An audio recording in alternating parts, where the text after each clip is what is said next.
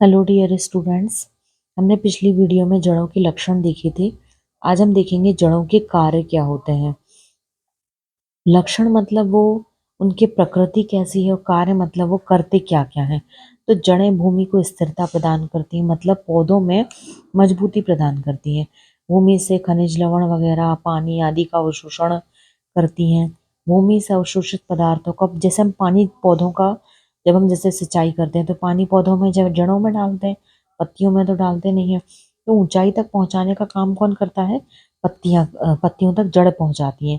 फिर विषम परिस्थितियों में, मतलब मान लिया कोई पौधे में प्रकाश संश्लेषण की प्रक्रिया तो पत्तियां कर रही हैं, पर यदि कोई विषम परिस्थिति आ जाए कि पत्तियां ना कर पाए, तो उस स्थिति में प्रकाश संश्लेषण जड़ें करती हैं।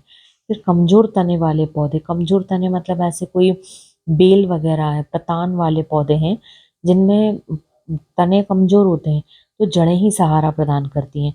इसके बाद में राइजोफोरा वगैरह के जो पौधे होते हैं, उनमें श्वसन का काम जड़ें करती हैं। तो ये जड़ों के मुख्य कार्य हो गए।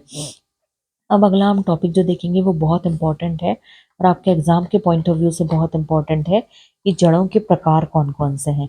तो जड़ों के मुख्यतः दो प्रकार होते हैं, मूसला जड़ और अपस्थानिक जड़। मूसला जड़ को मूसला जड़ कहा जाता है, अपस्थानिक को रेशेदार जड़ें भी कहा जाता है। ये जो जड़ होती, जैसे आप इसको समझें, जैसे ये हो गई मूसला जड़, तो ये होती है बहुत ज्यादा मोटी जड़ होती है, गहराई तक जाती है। इससे जो जड़ निकलेगी वो कहलाती है द्वितीयक। द्वितीयक से जो जड़ निकलती है वो कहलाएगी तृतीयक। तृतीयक से जो निकलेगी वो चतुर्थक। ऐसा नहीं होगा चतुर्थक जो जड़ है वो डायरेक्ट प्राथमिक से निकले, तो ये सीक्वेंस में रहती हैं ये जड़ें।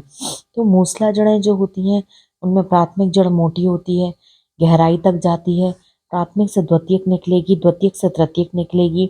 इसके बाद द्विबीजपत्री पौधों में ये जड़ें पाई जाती हैं, उदाहरण चना, आम, नीम, ये सब इनमें मूसला जड़ें होती हैं। अपस्थानिक या रेशेदार, रेशे मतलब बिल्कुल बारीक धागे के समान संरचना है, इस तरह की जड़ें। तो ये वाली हमने देखी बहुत गहराई तक जा रही थी।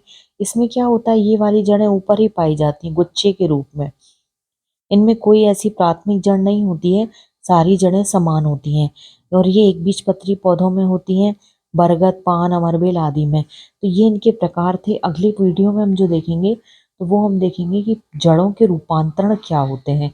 रूपांतरण वाला टॉपिक मैं आपको बता दूं, कॉम्पिटिटिव एग्जाम में इवन बहुत सारी ऐसी एग्जाम जिनमें साइंस का पोर्शन आता है, उसमें मूसला जड़ के और अपस्थानिक जड़ों के रूपांतरणों से क्वेश्चन आता ही है, डेफिनेटली आता है। तो उस टॉपिक को मैं नेक्स्ट वीडियो में कवर करूंगी। Thank you very much. Channel को सब्सक्राइब करके वीडियो को कंटिन्यू देखते रहें। Thank you.